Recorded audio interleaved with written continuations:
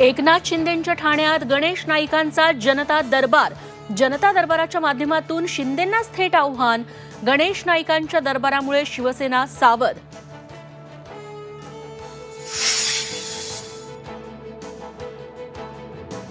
अजित पवारांनी आदेश दिल्यास लगेच राजीनामा देऊ। राष्ट्रवादीच्या बैठकीत धनंजय मुंडेंची भूमिका। झी 24 तासला सूत्रांची माहिती।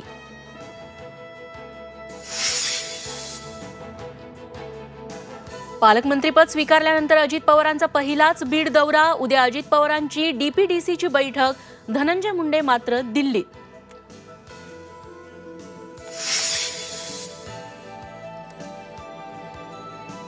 संतोष देशमुख हत्येतील आरोपी कृष्णा आंधळेच्या आईवडिलांची एसआयटीकडून कसून चौकशी।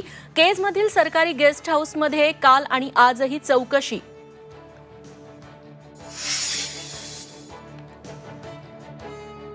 10वी-12वी बोर्डाच्या परीक्षांना बुरखा घालून परीक्षा केंद्रात प्रवेश नको।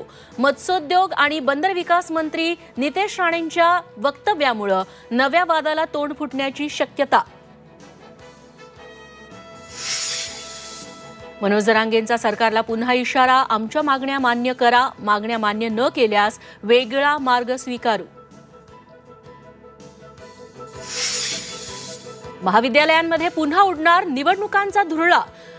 मुख्यमंत्री देवेंद्र फडणवीसांचे संकेत। 30 वर्षांपासून बंद छात्रसंघ निवडणुका पुन्हा सुरू होण्याची चिन्ह।